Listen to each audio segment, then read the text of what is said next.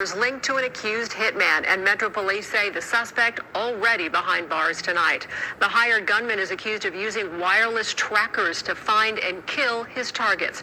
You're watching 8 News Now at 11. I'm Denise Valdez. And I'm Brian Loftus. One victim shot outside a home while working on his car. 8 News Now reporter James Schaefer breaks down the connection between the 4 of these shootings and the alleged motive behind them. James.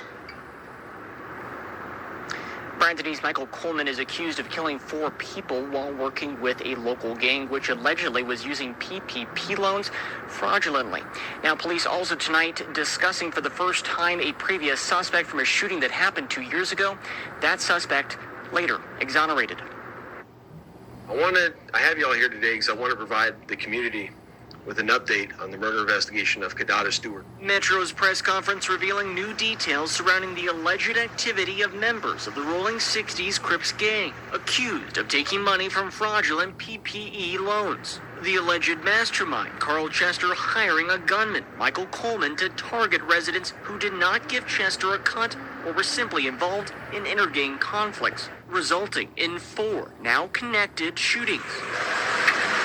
The first shooting was in May of 2021, happening outside a Las Vegas Pep Boys. Benjamin McCarty shot and killed while fixing a car outside. It can happen anytime, anywhere. The second shooting, 6 months later, inside a Summerlin Teriyaki Madness, where Marcus Dwayne Larry was killed, standing next to his 13-year-old nephew, who police say was thankfully not struck. During the press conference, Metro acknowledging they initially arrested the wrong suspect in this case. We were wrong, and there's no getting around that, but additional evidence came forward on these other investigations that allowed us to be where we are today on this investigation. The third shooting a year after that, November of 2022 in the Central Valley, where William Hill was shot and killed while working on his car at a residence. His daughter honoring him in a vigil in his neighborhood. I can't speak on what's going on or how it occurred. I'm just here from my dad. The fourth and final shooting happened in February of 2023 in the Mountains Edge community, killing Kadada Stewart while she stood